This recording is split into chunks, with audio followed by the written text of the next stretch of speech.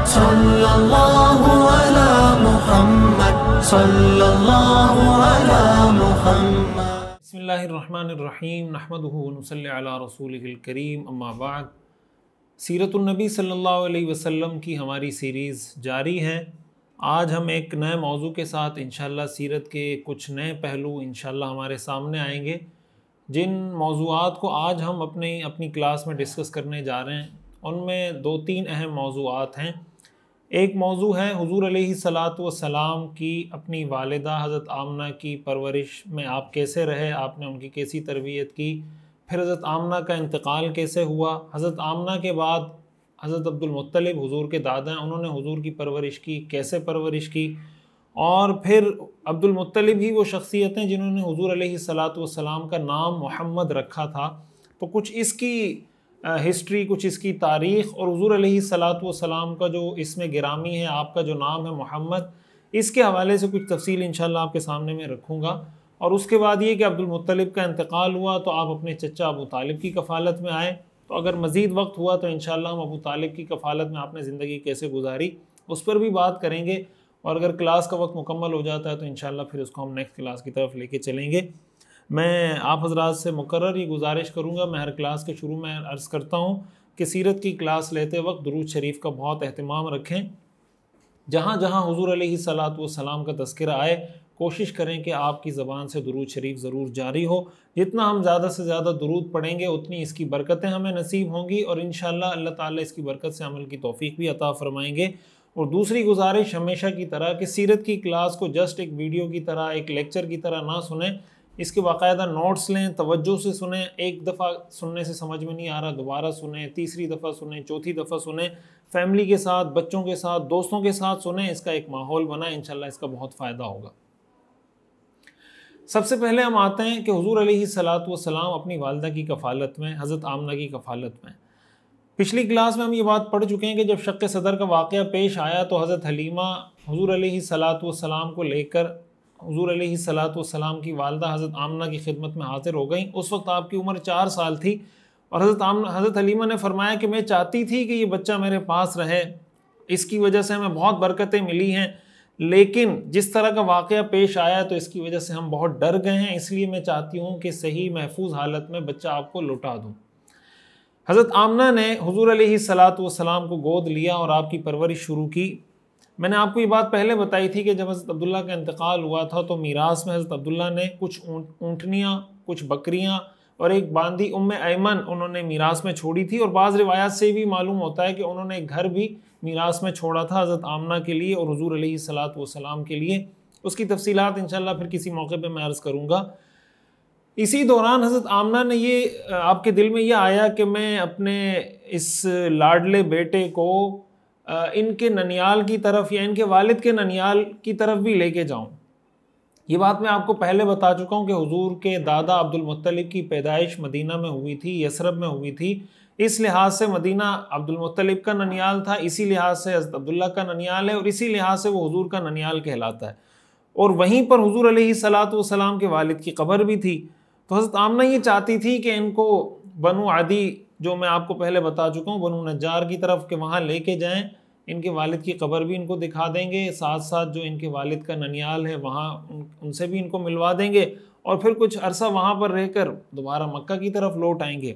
हुजूर अलैहिस्सलातु वस्सलाम को लेकर हज़रत आमना मदीना मुनव्वरा तशरीफ़ ले गईं और कुछ अरसा वहाँ पर रहीं, और हुजूर अलैहिस्सलातु वस्सलाम को अपने वालिद की कब्र भी हज़रत आमना ने दिखाई।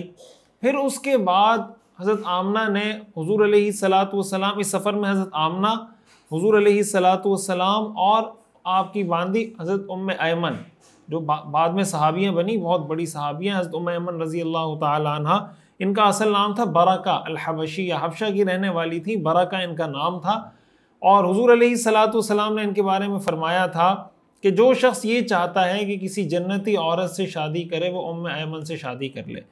तो इस बुनियाद पर हुजूर अलैहिस्सलातु वस्सलाम के जो मुँह बोले बेटे थे हज़रत ज़ैद, उन्होंने हज़रत उम्मे ऐमन से शादी की, और उन्हीं से हज़रत ज़ैद रज़ी अल्लाह ताला अन्हु के जो बेटे हैं हज़रत उसामा, वो हज़रत उम्मे ऐमन ही के वतन से हैं। बहरहाल वापसी जब रवाना हुए वहाँ से, तो मदीना से मक्का आते हुए रास्ते में एक मकाम आता है, उस मकाम का नाम है अबवा। वहाँ पर पहुँचे तो हुजूर अलैहिस्सलातु वस्सलाम की वालिदा माजिदा हज़रत आमना की तबीयत ख़राब हो गई। वहाँ कुछ देर के लिए रुके के चलें, तबीयत कुछ संभलेगी तो यहाँ से रवाना हो जाएंगे, लेकिन तबीयत बिगड़ती चली गई, बिगड़ती चली गई, बिगड़ती चली गई, यहाँ तक कि उस मकाम पर हुजूर अलैहिस्सलातु वस्सलाम की वालिदा मोहतरमा हज़रत आमना का साया हुजूर अलैहिस्सलातु वस्सलाम के सर से उठ गया। और यूँ हुजूर अलैहिस्सलातु वस्सलाम पहले वालिद के साया से तो पहले ही महरूम थे, अब वालदा का जो शफ़क़त का साया था वो भी इस दुनिया में नहीं रहा और हज़रत आमना का इंतकाल हो गया। हुजूर अलैहिस्सलातु वस्सलाम के लिए आप समझ सकते हैं कि 6 साल की उम्र के बच्चे के लिए जो पहले ही वालिद जिसके मौजूद ना हो, उनके लिए कितना बड़ा सदमा है। हज़रत उम्मे ऐमन ने कब्र खोदना शुरू की, हुजूर अलैहिस्सलातु वस्सलाम को कहा कि भाई आप भी मेरे साथ कब्र खोदें। हुजूर अलैहिस्सलातु वस्सलाम भी अपने नन्हे हाथों से अपनी वालदा की कब्र खोदने लगे। रिवायात में आता है बहुत ज़्यादा रोए अपनी वालदा की वफ़ात पर, और इस तरीक़े से कब्र खोद कर हज़रत आमना की तदफीन की गई। और यहाँ से हुजूर अलैहिस्सलातु वस्सलाम को हज़रत उम्मे ऐमन ने पकड़ा, हाथ उंगली देकर, उंगली पकड़ा कर, और यहाँ से मक्का की तरफ रवाना हो गए। इतनी आप ज़रा इन तकलीफ़ों का अंदाज़ा लगाएं कि एक यतीम बच्चा है जिसके सर पे वालिद का साया नहीं है, वो अपनी वालदा के साथ सफ़र कर रहा है, सहरा है, एक सहरा के अंदर मौजूद है, 6 साल की उम्र है, और उस सहरा के अंदर वालदा का इंतकाल हो जाता है, और इन्हीं नन्हे हाथों से अपनी वालदा की कब्र खोदनी पड़ती है। वो वालदा की कब्र खोदता है और फिर वालदा को कब्र में दफनाता है, और फिर वहाँ से जब चला था तो वालदा की उंगली पकड़ के चला था। अब जब मक्का मुकर्रमा वापस जा रहा है तो वालदा इस दुनिया से कूच कर चुकी हैं। आप ज़रा इस तकलीफ़ का, इस कर्ब का, इस गम का अंदाज़ा लगा सकते हैं कि अल्लाह ताला ने अपने पैगम्बर को किन किन मुश्किलात से गुजारा, ताकि इन सब मुश्किलात से गुजर कर हुजूर अलैहिस्सलातु वस्सलाम की वो आला तरबियत हो जाए कि जब आप इस उम्मत की रहनुमाई के लिए मबरूस हों तो कोई हुजूर अलैहिस्सलातु वस्सलाम के किरदार पर, आपकी शख्सियत पर किसी किस्म की उंगली ना उठा सके। तो अबवा नामी मकाम पर यूँ हज़रत आमना हुजूर अलैहिस्सलातु वस्सलाम से बिछड़ गई। ये जो अबवा का मकाम है इसको आजकल वादी खरीबा कहा जाता है, वादी खरीबा कहा जाता है। अगर आप मक्का से मदीना जाएं तो बदर से कुछ पहले दाएं तरफ को रास्ता जाता है, जो आम रास्ते से तकरीबन 20 किलोमीटर दूर आगे जाकर एक शहर आता है, उस शहर का नाम है अबवा। और उस शहर से थोड़ा पहले एक पहाड़ी है, उस पहाड़ी पर हुजूर अलैहिस्सलातु वस्सलाम की वालदा की कब्र बनाई गई। उस पहाड़ को आजकल जबल उम्मिन नबी भी कहा जाता है। जबल उम्मिन नबी का मतलब नबी की वालदा का पहाड़, और उसको ये इसलिए कहा जाता है कि उस पहाड़ पे कहा जाता है कि ये वो पहाड़ है जिस पर हज़रत आमना की कब्र है।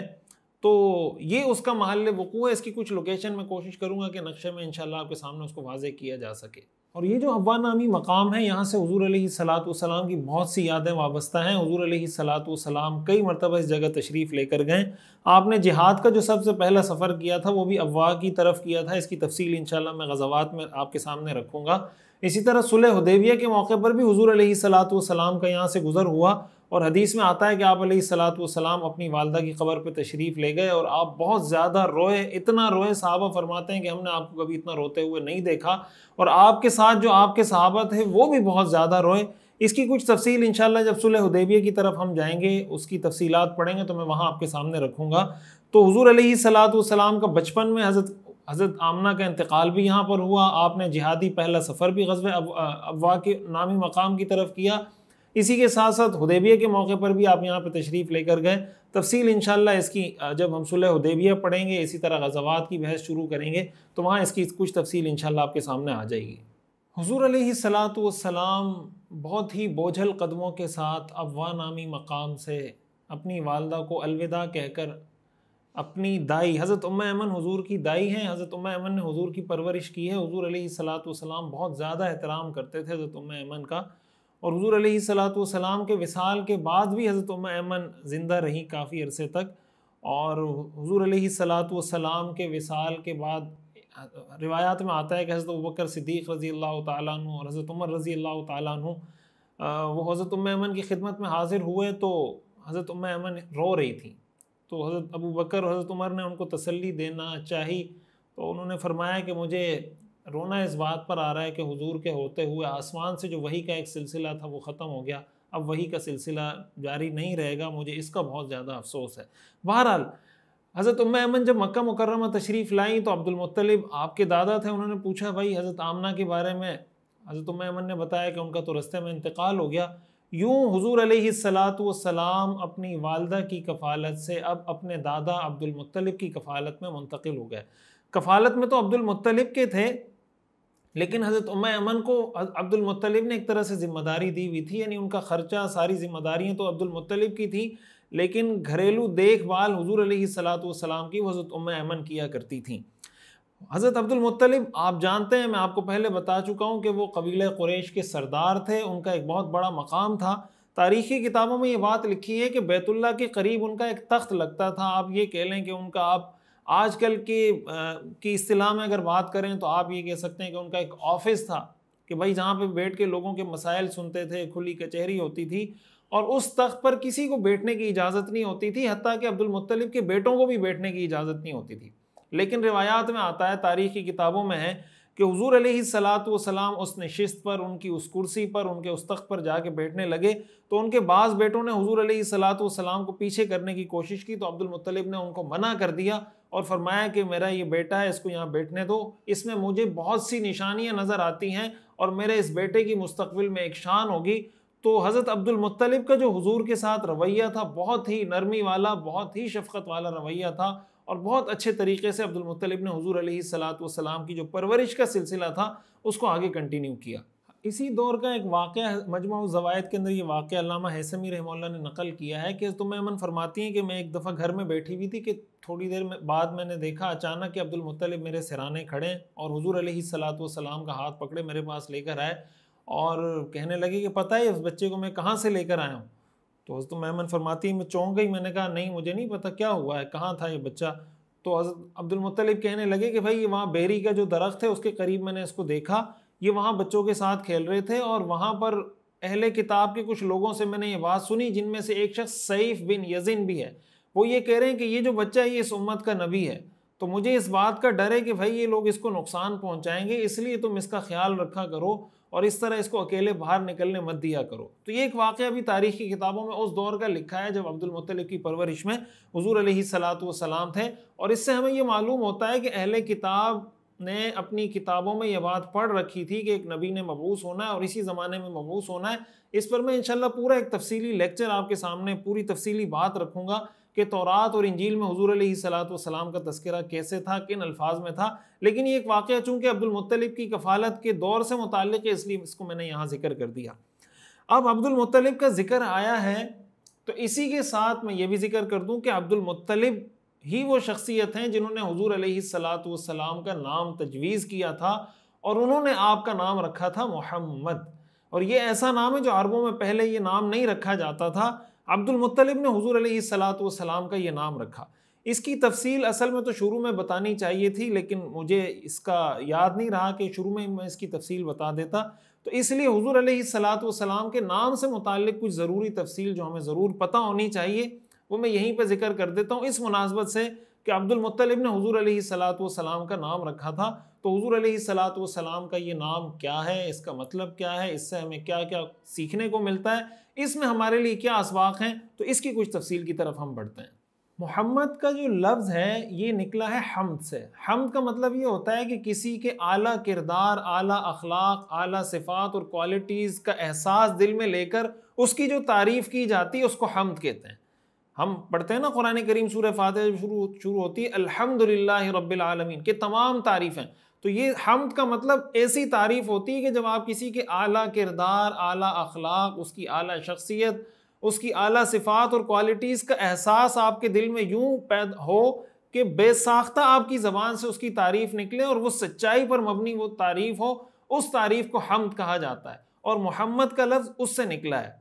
हुजूर अलैहिस्सलातु वस्सलाम के इस नाम का तज़किरा कुरान करीम में 4 मकामात पर है।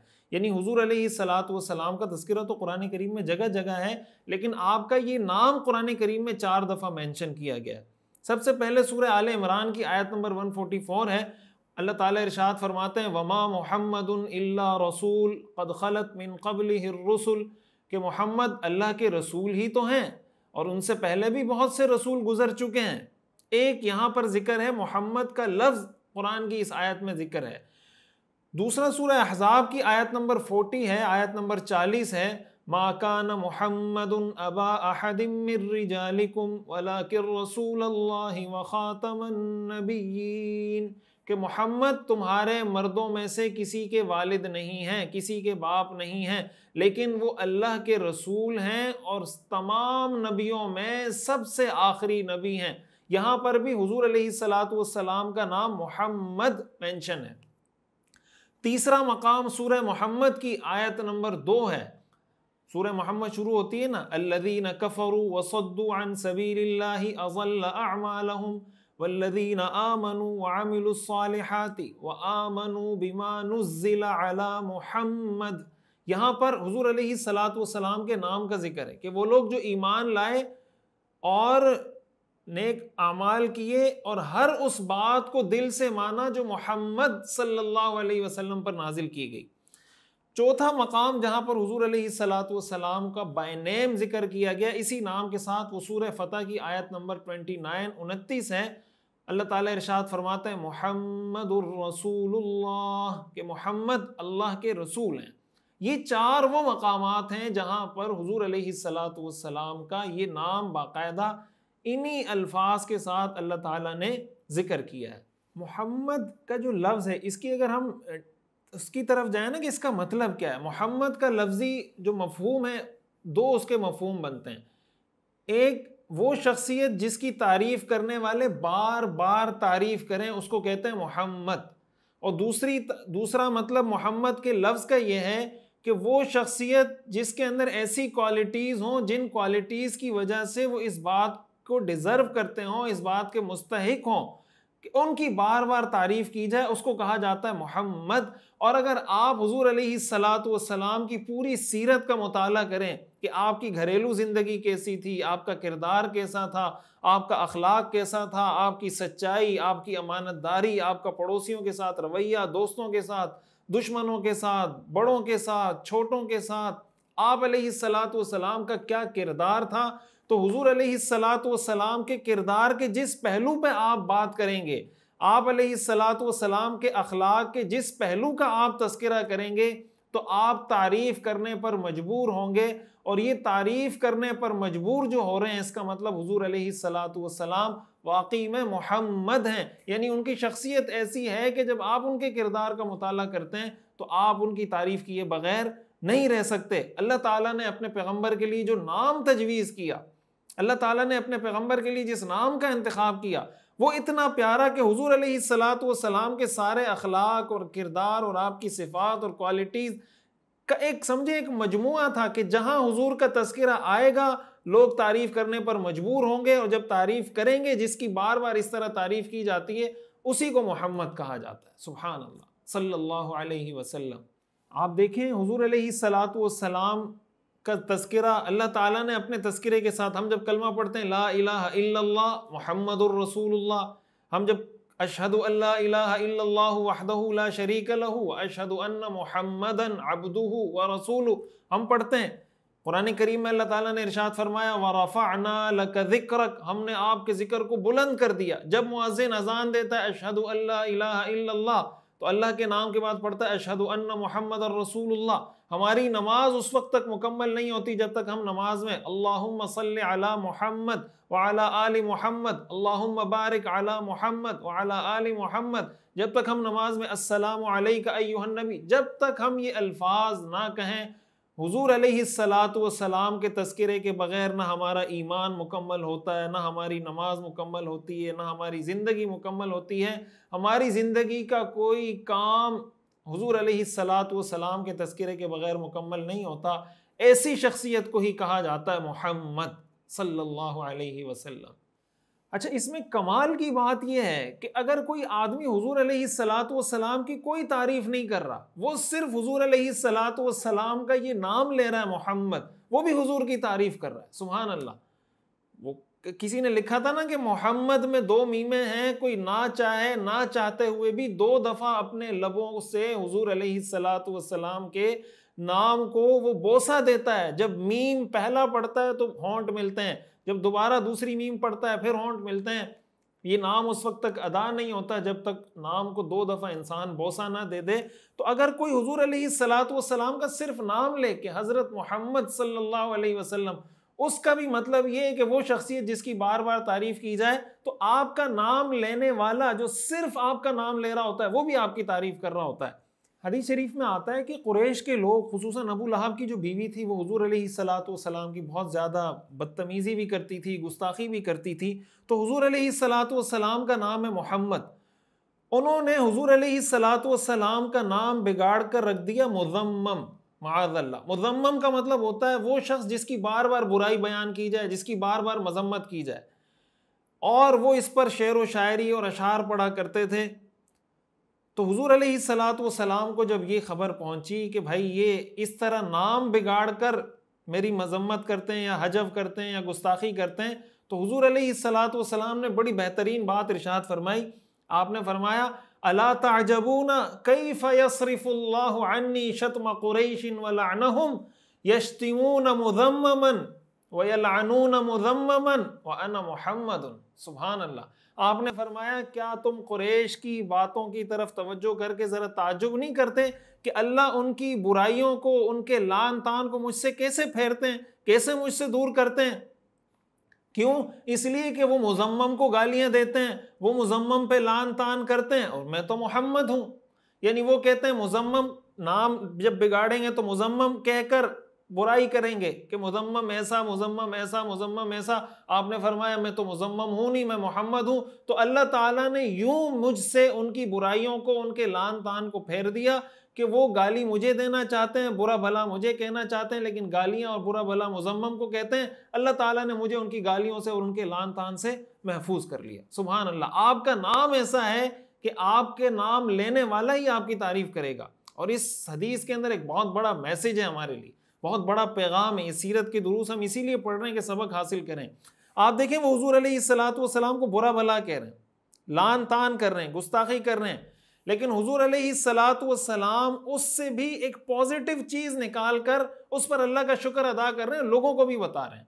इससे हमें सीखने को ये मिलता है कि हमारे यहाँ तो मुसीबत ये है कि हम पॉजिटिव चीज़ के अंदर भी नेगेटिविटी तलाश कर रहे होते हैं। कोई मुस्बत काम भी हो रहा होता है, उसमें कीड़े निकाल रहे होते हैं। हुजूर अलैहिस्सलातु वस्सलाम का तर्ज अमल ये है कि अगर आप कोई अच्छा काम कर रहे हैं, कोई खैर का काम कर रहे हैं, कोई दीन का काम कर रहे हैं, कोई भी पॉजिटिव, प्रोडक्टिव, कोई तामीरी काम मुआशरे में कर रहे हैं, उसकी वजह से आपको तनकीद का सामना करना पड़ रहा है, उसकी वजह से लोग आप पे एतराज़ कर रहे हैं, तो उनके एतराज़ात की वजह से, उनके लान तान की वजह से, उनकी गुस्ताखी की वजह से आपने काम से पीछे नहीं हटना, बल्कि उनकी उस बुराई के अंदर से कोशिश करके पॉजिटिविटी तलाश करनी है।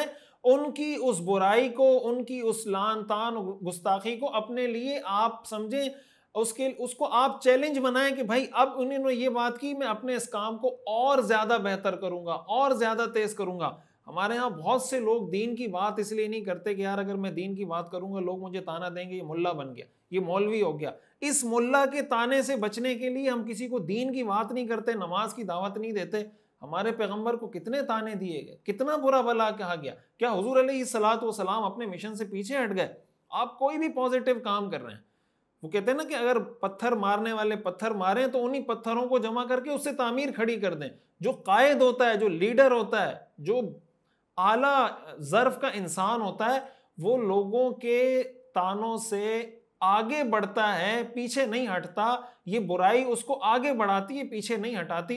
हुजूर अलैहिस्सलातु वस्सलाम की इस हदीस से हमें ये मैसेज और ये पैगाम मिलता है। अच्छा, हुजूर अलैहिस्सलातु वस्सलाम के इस नाम के बारे में अगर मैं आपको कुछ मज़ीद तफसील बताऊँ तो शेख अब्दुल मजीद अज़्ज़ंदानी रहमहुल्लाह, हाल ही में उनका इंतकाल हुआ। उनकी एक किताब है अल बशारात बि मुहम्मदिन सल्लल्लाहु अलैहि वसल्लम फिल कुतुब अस्समाविय्या अस्साबिक़ा। उन्होंने अपनी इस किताब में वो सारी, आप समझें, तौरात और इंजील की वो सारी आयात जमा की हैं जिसमें हुजूर अलैहिस्सलातु वस्सलाम के मुतालिक पेशन गोई की है। तो तौरात की उन्होंने हिब्रू ज़बान के अंदर ही वो इबारत नकल की है जिसमें हुजूर अलैहिस्सलातु वस्सलाम का नाम मोहम्मद मेंशन है, और उसका उन्होंने तर्जमा भी किया। उसका तर्जमा ये बनता है कि उनका कलाम सबसे मीठा कलाम होगा वो मोहम्मद हैं जो अज़मतों वाले हैं, ये मेरे महबूब हैं और मेरे खलील हैं। तौरात में हुज़ूर अलैहिस्सलातु वस्सलाम का मोहम्मद के नाम से तज़किरा मौजूद था। इसके अलावा भी इंजील में और तौरात में कहाँ कहाँ हुज़ूर अलैहिस्सलातु वस्सलाम का तज़किरा किस तरीके से मौजूद था, इंजील बरनाबा के अंदर मौजूद था, इसकी कुछ तफसील इंशाअल्लाह मैं अलग से किसी लेक्चर में तफसील से बताऊंगा कि पिछली किताबों में हुज़ूर अलैहिस्सलातु वस्सलाम का तज़किरा कैसे मौजूद था। यहाँ जस्ट मैंने ये इसलिए मेंशन किया कि ये वो जगह है कि जहाँ हुज़ूर अलैहिस्सलातु वस्सलाम का जिक्र बायने मोहम्मद के नाम से हुआ है। इसी के साथ साथ हुज़ूर अलैहिस्सलातु वस्सलाम का एक नाम अहमद भी है। कुरान करीम में इसका जिक्र मौजूद है सूरत सफ़ की आयत नंबर 6 में, वइज़ क़ाल ईसा इब्नु मरियम या बनी इसराईल इन्नी रसूलुल्लाहि इलैकुम मुसद्दिक़न लिमा बैन यदैय मिनत तौरात व मुबश्शिरन बिरसूलिन यअती मिन बअदी इस्मुहु अहमद। हज़रत ईसा अलैहिस्सलाम ने जब अपनी कौम को खुशखबरी दी तो उन्होंने बताया कि मेरे बाद एक पैगम्बर आएंगे जिनका नाम होगा अहमद। तो अहमद भी हम से निकला है, मोहम्मद भी हम से निकला है।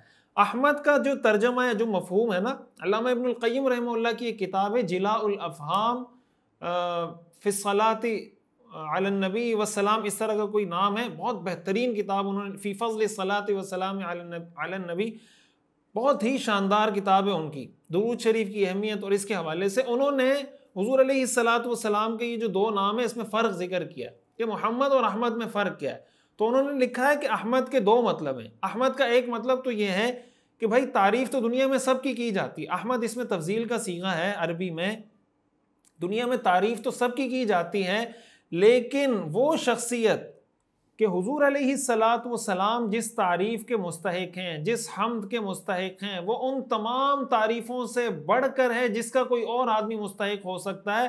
तो हुज़ूर अलैहिस्सलातु वस्सलाम उन सब से ज़्यादा बढ़कर हैं कि वो तारीफ़ के मुस्तहिक हैं।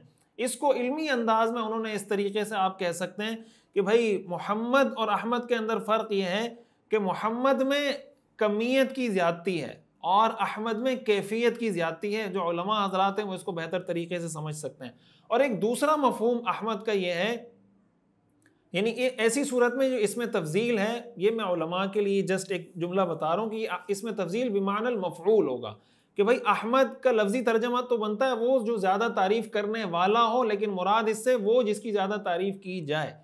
दूसरा तर्जमा इसका वही है जो असल में इसका लुग़वी तर्जुमा बनता है कि अहमद, मोहम्मद का मतलब जिसकी ज़्यादा तारीफ़ की जाए, और अहमद का मतलब जो अपने रब की सबसे ज़्यादा तारीफ़ करने वाला हो उसको कहा जाता है अहमद।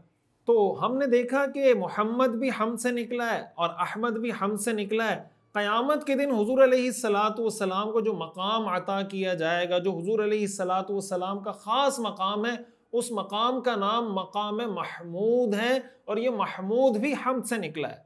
कुरान करीम में अल्लाह ताला ने इरशाद फरमाया, व मिनल लैलि फतहज्जद बिही नाफिलतन लक असा अन यबअसका रब्बुका मकामम महमूदा। यहाँ पर महमूदा, मकामम महमूदा, ये भी हम से निकला है कि भाई शायद अन करीब आपका रब आपको मकाम महमूद अता करेगा, मकाम महमूद तक आपको पहुँचाएगा। इसी के साथ साथ हम जब अजान के बाद दुआ पढ़ते हैं ना, अल्लाहुम्मा रब्ब हादिहि दावति ताम्मा, तो उसमें हम आगे पढ़ते हैं ना, वबअथहु मकामम महमूदा, वबअथहु मकामम महमूदन अल्लज़ी वअदता, कि अल्लाह हमारे आका हज़रत मोहम्मद सल्लल्लाहु अलैहि वसल्लम को वो मकाम महमूद अता फरमा दीजिए जिसका आपने उनसे वादा किया है।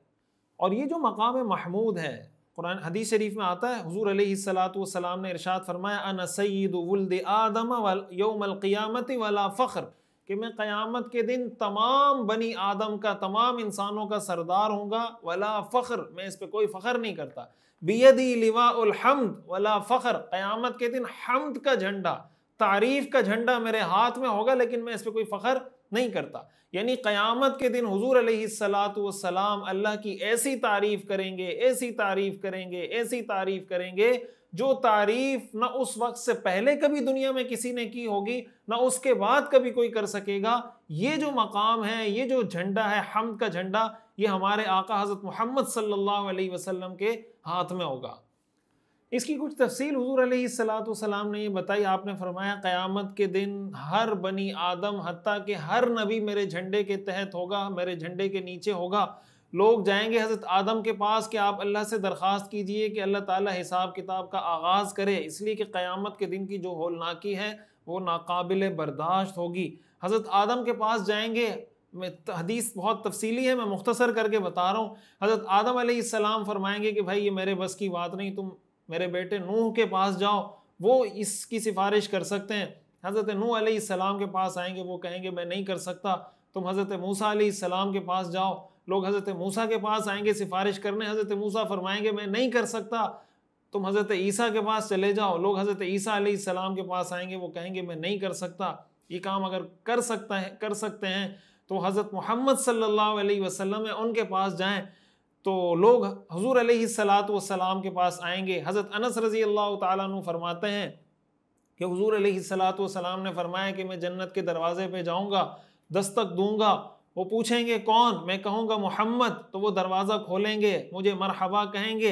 हुज़ूर अलैहिस्सलातु वस्सलाम ने फरमाया कि फिर मैं सजदे में गिर जाऊँगा और अल्लाह की ऐसी हम्दो सना बयान करूँगा, ऐसी हम्दो सना बयान करूँगा जो हम्दो सना उससे पहले कभी किसी ने बयान नहीं की होगी। अल्लाह ताला इरशाद फरमाएंगे इरफ़ा रअसक वसल तुअता वशफ़ा तुशफ़ा वक़ुल युस्मा लिक़ौलिक। ए पैगम्बर अपना सर उठाइए, अपना सर उठाइए और सवाल कीजिए, आपको अता किया जाएगा। आप शिफात कीजिए, आपकी शिफात को कबूल किया जाएगा। आप बात कीजिए, आपकी बात को सुना जाएगा, एक्सेप्ट किया जाएगा। हुज़ूर अलैहिस्सलातु वस्सलाम ने फरमाया कि ये वो मकाम महमूद है जिसका अल्लाह ताला ने मुझसे वादा किया है। ये मकाम अल्लाह ने अता किया है हमारे पैगम्बर, हमारे आका हज़रत मोहम्मद सल्लल्लाहु अलैहि वसल्लम को। वो पैगम्बर जो सारी ज़िंदगी इस उम्मत के लिए कुड़ते रहे, रोते रहे, अल्लाह से मांगते रहे, इस उम्मत की रहनुमाई करते रहे, सारी ज़िंदगी इस उम्मत की रहनुमाई में गुजार दी। आज ये उम्मत अपने उस पैगम्बर को भुला बैठी है। इस उम्मत के पास अपने पैगम्बर की ज़िंदगी को पढ़ने के लिए वक्त नहीं है, उस पैगम्बर की सीरत को पढ़ने, समझने और अपनाने का हौसला नहीं है। हम क़यामत के दिन अपने आका के सामने किस मुंह से जाएंगे? ये वो मकाम महमूद है जिसके ज़रिए हुज़ूर अलैहिस्सलातु वस्सलाम अपनी इस उम्मत के गुनाहगार लोगों की शफाअत करेंगे। हमें कोशिश करनी चाहिए कि हुज़ूर अलैहिस्सलातु वस्सलाम की सीरत को अपनाएं, उनकी सीरत पर अमल करें, उनको पढ़ें, सीरत के पैगाम को आम करें, हर मुसलमान तक सीरत के पैगाम को पहुँचाएँ। क्या पता यही आखिरत में हमारी बख्शिश का ज़रिया बन जाए, हुज़ूर अलैहिस्सलातु वस्सलाम की शफाअत का ज़रिया बन जाए। अल्लाह ताला हम सबको क़यामत के दिन हुज़ूर अलैहिस्सलातु वस्सलाम की शफाअत नसीब फरमाए। और इसी के साथ उलमा ने एक बात लिखी है कि इससे हमें मालूम होता है कि इस उम्मत का ये हम्द के साथ ना बड़ा ख़ास रिश्ता है। हम तारीफ़ और शुक्र के लिए इस्तेमाल होता है ना कि अल्लाह की तारीफ़ करें, अल्लाह का शुक्र अदा करें। देखिए कुरान का आगाज़ अल्हम्द से होता है। हमारे पैगम्बर का नाम है मोहम्मद अहमद, उनको जो मकाम अता किया जाएगा उस मकाम का नाम है मकाम महमूद। हमें जितनी दुआएं सिखाई गई हैं, जब भी कोई नेमत आता हो तो उस नेमत के मिलने पर हमें जो दुआ सिखाई गई है वो अल्हम्द से शुरू होती है। आप देखें खाना खाने के बाद जो दुआ पढ़ते हैं वो अल्हम्द से शुरू होती है। इस्तिंजा से फारिग होने के बाद जो दुआ पढ़ी जाती है वो अल्हम्द से शुरू होती है। इसी के साथ बल्कि हदीस कुरान में यह आता है कि जन्नती जब जन्नत में पहुंचेंगे तो उनकी जो दुआ होगी, उनका जो जिक्र होगा वो अल्हम्दुलिल्लाहि रब्बिल आलमीन होगा। वो वहाँ जाकर भी अल्लाह की तारीफ़ कर रहे होंगे।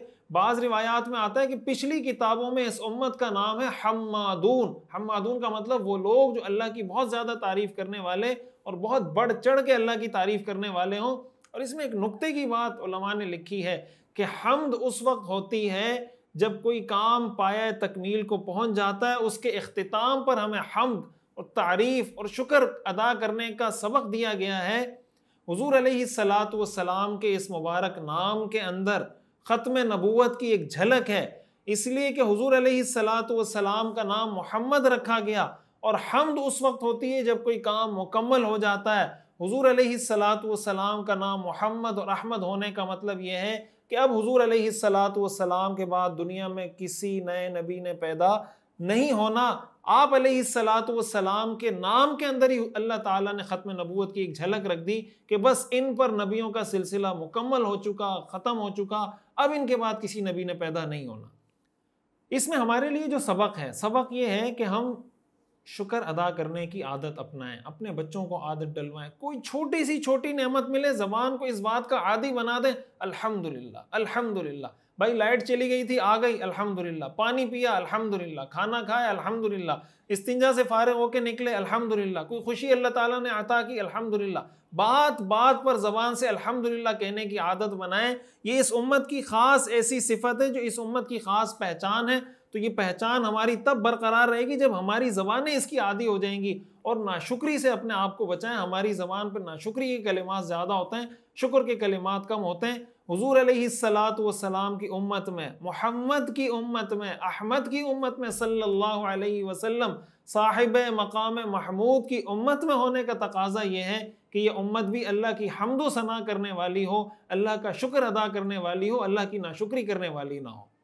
तो ये सारी कुछ तफसील थी हुजूर अलैहिस्सलातु वस्सलाम के नाम से मुताल्लिक़। आपको अंदाज़ा हुआ होगा कि हुजूर अलैहिस्सलातु वस्सलाम का नाम कितना बाकमाल है और इस नाम में हमारे लिए कितने मैसेजेस हैं। बहरहाल अब हम आते हैं अपने उस पिछले सिलसिले को दोबारा जोड़ते हैं कि हुजूर अलैहिस्सलातु वस्सलाम का ये नाम आपके दादा अब्दुल मुत्तलिब ने रखा और हुजूर अलैहिस्सलातु वस्सलाम अपनी वालदा की वफ़ात के बाद अब्दुल मुत्तलिब की कफ़ालत में आए जब आपकी उम्र 8 साल हुई। यहाँ पे मैं ये बात थोड़ी करेक्ट कर दूँ, पिछले किसी दर्स में मैंने ये कहा था कि हुजूर की उम्र जब 12 साल थी तो अब्दुल मुत्तलिब का इंतकाल हुआ, वो मैंने गलती से कह दिया था तो उसकी करेक्शन कर लें। हुजूर अलैहिस्सलातु वस्सलाम की उम्र जब 8 साल थी तो आपके दादा अब्दुल मुत्तलिब का साया भी इस दुनिया से उठ गया, आपके सर से उठ गया। अब्दुल मुत्तलिब ने जाते हुए अपने बेटे अबू तालिब को इस बात की वसीयत की थी कि ये मेरा लाडला बेटा है, लाडला पोता है, इसकी परवरिश और इसकी कफ़ालत तुमने करनी है। और अबू तालिब हुजूर अलैहिस्सलातु वस्सलाम के सगे चचा हैं। हुजूर के जो सगे चचा हैं वो 2 हैं।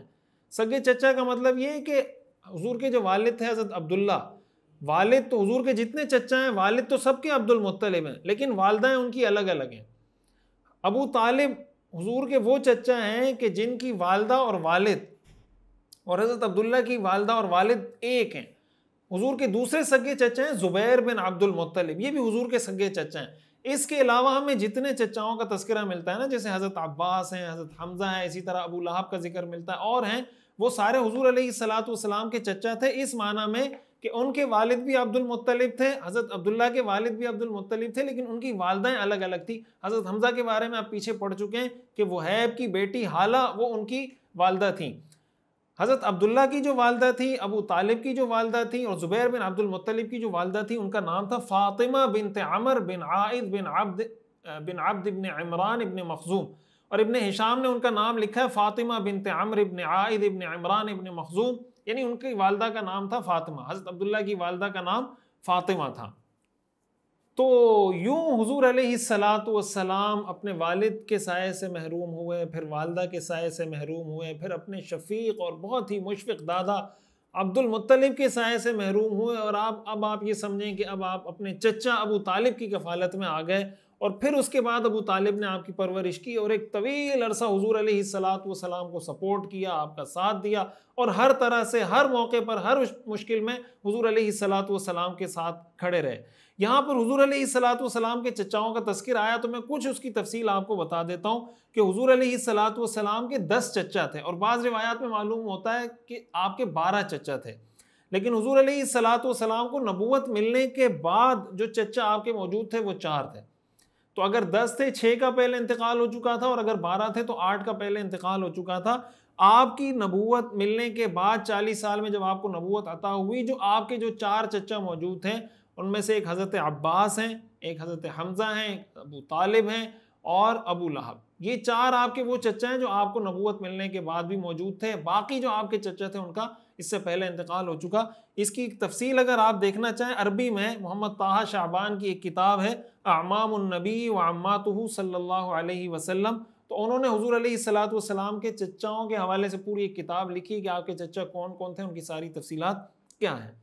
अब इसमें आगे बढ़ने से पहले कि अबू तालिब की कफ़ालत में हुजूर अलैहिस्सलातु वस्सलाम ने कैसे ज़िंदगी गुजारी, उसकी क्या तफसीलात थी, थोड़ा सा रुक कर इसमें हमें जो मैसेज और पैगाम मिलता है, जो बहुत अहम मैसेज है और बार बार हमें उसको समझने की ज़रूरत है कि हुजूर अलैहिस्सलातु वस्सलाम को अल्लाह ने कितनी तकलीफ़ों से गुजारा, कितनी मशक्क़तों से गुजारा।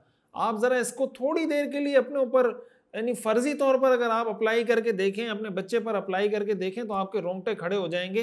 दुनिया में हुज़ूर अलैहिस्सलातु वस्सलाम से ज़्यादा बढ़कर आला शख्सियत कोई नहीं थी, लेकिन अल्लाह ताला ने इन सारी मुश्किलात से गुजारा, इसलिए कि अल्लाह ने आपको दुनिया का अजीम तरीन लीडर बनाना था। और इन सारी मुश्किलात से गुजार कर अल्लाह ताला हुज़ूर अलैहिस्सलातु वस्सलाम की तरबियत करते रहे। और इसमें हमारे लिए मैसेज ये है कि अगर कोई तकलीफ़ आती है, कोई परेशानी आती है, ये आप पे डिपेंड करता है कि आप उसको नेगेटिव लेते हैं या आप उसको अपने लिए चैलेंज समझकर आगे बढ़ते हैं। देखें, दुनिया में हारता कोई नहीं है, या इंसान जीतता है या सीखता है, हारता नहीं है इंसान। जब इंसान ये समझता है कि मैं नाकाम हुआ, वो नाकाम नहीं हुआ होता, उसको अल्लाह ने सीखने का मौका अता किया होता है। अल्लाह ताला की तरफ से अगर किसी पर कोई परेशानी आती है, ये इस बात की निशानी है कि ये शख्स इस परेशानी को सह सकता है, ये इसको बेयर कर सकता है, ये इसको बर्दाश्त कर सकता है। अगर ये तकलीफ, ये परेशानी ये बर्दाश्त ना कर सकता होता तो अल्लाह कभी इसको इस परेशानी में मुब्तला न करते। इसलिए कि कुरान करीम में अल्लाह ताला ने इरशाद फरमाया, ला युकल्लिफुल्लाहु नफ्सन इल्ला वुसअहा। इसलिए अगर कोई परेशानी आई है, उसको मायूसी का जरिया ना बनाए, उसको डिप्रेशन का, टेंशन का, स्ट्रेस का जरिया ना बनाए, उसको अपने लिए एक चैलेंज समझें और समझें कि अल्लाह ताला ने मेरे लिए रास्ता बनाया है और अब इस मुश्किल का मतलब ये कि अल्लाह मेरे लिए आसानी पैदा करेंगे। कुरान करीम में अल्लाह ताला ने हुजूर अलैहिस्सलातु वस्सलाम का यही तज़किरा किया, अलम यजिदका यतीमन फ़आवा, कि अल्लाह ने आपको यतीम नहीं पाया था फिर अल्लाह ने आपको ठिकाना दिया। ववजदका ज़ाल्लन फ़हदा ववजदका आइलन फ़अग़ना। अल्लाह ताला ने जगह जगह जिक्र किया है कि हमने आपको कैसे कैसे मुश्किलात से गुजारा, फिर उन मुश्किलात से कैसे कैसे निकाला। कुरान करीम में अल्लाह ताला ने फरमाया, इन्ना मअल उसरि युस्रा, इन्ना मअल उसरि युस्रा, कि भाई तंगी के साथ आसानी है, तंगी के साथ आसानी है। किसी पर मुश्किलात का आना इस बात की निशानी है कि अब अल्लाह ताला इसके लिए रास्ते खोलेंगे। हुजूर अलैहिस्सलातु वस्सलाम की सीरत और आपकी ज़िंदगी से हमें ये सीखने को मिलता है। और इसी के साथ साथ इससे हमें ये बात भी समझ में आती है कि हर परेशानी और तकलीफ़ अल्लाह का अजाब नहीं होती, बल्कि बाज़ औक़ात परेशानी इंसान को बनाने के लिए आती है, वो इम्तिहान होती है और उस इम्तिहान में जब वो पास होता है तो बहुत उसका मर्तबा बुलंद हो जाता है। हमारे यहाँ मसला क्या है, वैसे हर आदमी ज़बान से ये कहता है कि मैं बहुत गुनाहगार हूँ, मैं बहुत गुनाहगार हूँ, मेरी गुनाहगार आंखों ने देखा, मैंने गुनाहगार कानों से सुना। लेकिन जब अपने ऊपर कोई तकलीफ़ आती है तो कहते हैं अल्लाह की तरफ से बड़ा इम्तिहान है, अल्लाह रहम फरमाए। और जब किसी और पे कोई मुसीबत तकलीफ़ आती है तो कहते हैं यार ये गुनाहों की सज़ा है। ज़बान से हम क्या कहते हैं, मैं गुनाहगार हूँ सबसे ज़्यादा, और तकलीफ़ जब अपने पर आई तो कहा ये इम्तिहान है, जब दूसरे पर आई तो उसको गुनाहगार बना दिया। चाहिए तो ये था कि जब अपने पे तकलीफ़ आती तो इंसान ये सोचता कि यार ये शायद मुझे मेरे गुनाहों की सज़ा मिल रही है। किसी और पे तकलीफ़ आती तो ये सोचता कि यार ये तो बहुत नेक और बहुत अच्छा आदमी है, शायद अल्लाह ने इसको किसी इम्तिहान में मुब्तला किया होगा। इससे पता चलता है कि हमारे दिल में क्या है, और हम अपने दिल में अपने आप को गुनाहगार समझते हैं या बहुत बड़ा बुजुर्ग और नेक समझते हैं। ज़रा सा आप इसको एक्सपीरियंस करें तो आपको समझ में आ जाएगा। देखें, तकलीफ़ परेशानी कभी अल्लाह की तरफ से इम्तिहान होता है, कभी अल्लाह की तरफ से अजाब होता है। इसकी पहचान क्या है?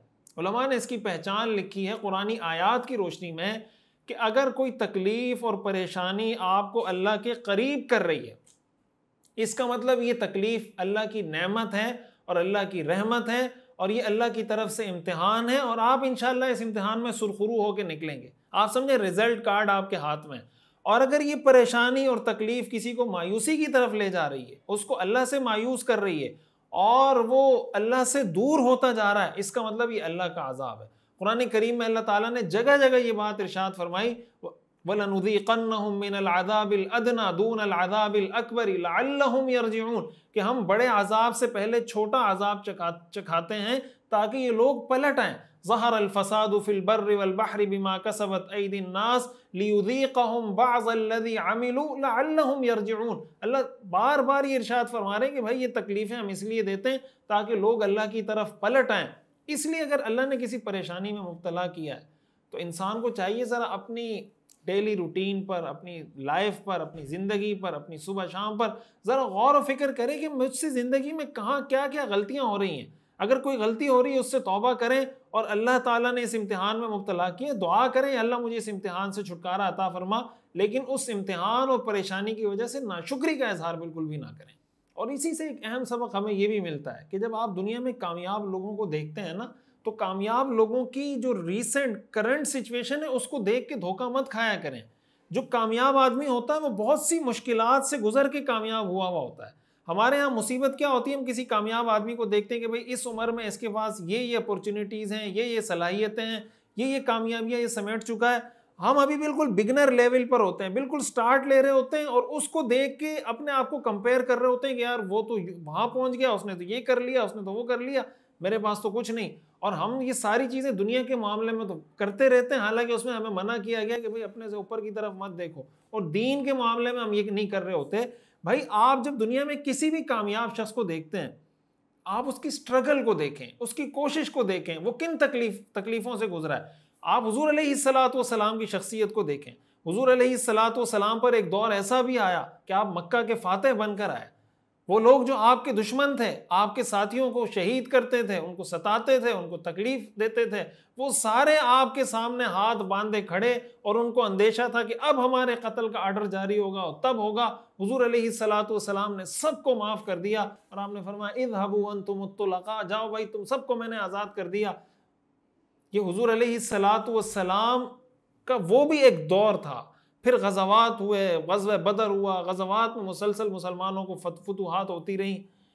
और एक ये दौर भी ज़रा आप याद रखें कि हुजूर अलैहिस्सलातु वस्सलाम बचपन में यतीम पैदा हुए, फिर 6 साल की उम्र में वालिदा का साया उठ गया, फिर 8 साल की उम्र में दादा का साया उठ गया। किन मुश्किलात से एक बच्चा इस उम्र में गुजरा होगा। तो कामयाब शख्स को जब भी देखा, नबूवत तो अल्लाह की तरफ से अता की जाती है, नबूवत तो कोई इख्तियारी चीज़ नहीं है, नबूवत वहाँ भी चीज़ है अल्लाह जिसको मुंतखब कर ले। लेकिन दुनिया में आपको कोई भी, आप जिस फील्ड में भी हैं, आप अगर इंजीनियर हैं, आप डॉक्टर हैं, आप प्रोफेसर हैं, आप साइंटिस्ट हैं, आप मौलवी हैं, आप मुफ्ती हैं, आप शेखुल हदीस हैं, आप किसी भी फील्ड में, तो आप अगर अपनी फील्ड में किसी शख्स को देख रहे हैं ये कामयाबी के किसी मंजिल पे पहुंचा है, तो ज़रा उसकी स्ट्रगल को पढ़ें, उसकी हिस्ट्री को पढ़ें। डे 1 से उसने स्टार्ट कैसे लिया था, उस तरीके से स्टार्ट लें, कोशिश करें। जब आप कोशिश कर के आगे बढ़ेंगे। हमारे यहाँ मसला ये है कि हमारे यहाँ लोग एलन मस्क से तो मोटिवेशन लेते हैं, मार्क ज़करबर्ग से तो मोटिवेशन लेते हैं।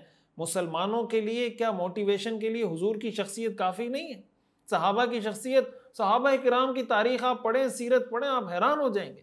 अजीब अजीब वाक़यात आपको मिलेंगे। भाई मुसलमान को चाहिए उनसे मोटिवेशन हासिल करे। मोटिवेशन इसका ये मतलब नहीं कि किसी और से मोटिवेशन हासिल करना कोई गुनाह की चीज़ है, लेकिन मुसलमान के लिए एक आइडियल सिचुएशन, एक तरीक़ाकार, रोल मॉडल जो कुरान ने मुतय्यन किया वो हुजूर अलैहिस्सलातु वस्सलाम की शख्सियत है। इसलिए ज़िंदगी में हमेशा इस चीज़ को सामने रखें कि कभी भी किसी कामयाब शख्स को देखकर उसकी स्ट्रगल को ज़रूर पढ़ें, उसको स्टडी करें और उसके मुताबिक अपने कदम आगे बढ़ाएं, तो इंशाअल्लाह अल्लाह ताला आपको भी कामयाबी अता फरमाएंगे। तो आज का जो दर्स था उसमें हमने बुनियादी तौर पे जो चीज़ें सीखी हैं, हज़रत आमना की कफ़ालत में हुजूर कैसे आए, हज़रत आमना के साथ हुजूर का सफ़र, फिर हज़रत आमना की वफ़ात हुई और इस पूरे वाक़े से हमें क्या सीखने को मिलता है। फिर हज़रत अब्दुल मुत्तलिब की कफ़ालत में आप कैसे आए, अब्दुल मुत्तलिब का आपके साथ कितना बेहतरीन और कितना नरम और मुशफ़िक़ाना रवैया था। और फिर हज़रत अब्दुल मुत्तलिब ने हुजूर अलैहिस्सलातु वस्सलाम का नाम रखा था। हुजूर अलैहिस्सलातु वस्सलाम का नाम कितना बाकमाल है और इस नाम से हमें क्या क्या चीज़ें सीखने को मिलती हैं। फिर अब्दुल मुत्तलिब का इंतकाल हुआ और उनके इंतकाल के बाद ये सारी तकलीफ़ों के मराहिल से जो हुजूर गुजरे, इससे हमें क्या क्या सीखने को मिलता है। मैं समझता हूँ कि आज के दर्स में जो जो चीज़ें हमें सीखने को मिलती हैं उसको हमें ज़रूर नोट कर लेना चाहिए, नंबर वाइज 1, 2, 3। और मैं चाहूँगा अगर आप इसको कमेंट में भी लिख दें कि भाई ये 4, 5, 6, 7 चीज़ें हमने आज के सबक में सीखी हैं और सीखी नहीं है, इसको अपनी प्रैक्टिकल लाइफ में इंशाल्लाह हम इम्प्लीमेंट करेंगे। तो मुझे अल्लाह ताला की ज़ात से उम्मीद है कि जिस नीयत से हमने ये सीरत पढ़ना शुरू की है कि हम इसको अमली ज़िंदगी में अपनी प्रैक्टिस में लेकर आएँ, तो इसका हमें बहुत ज़्यादा फ़ायदा होगा।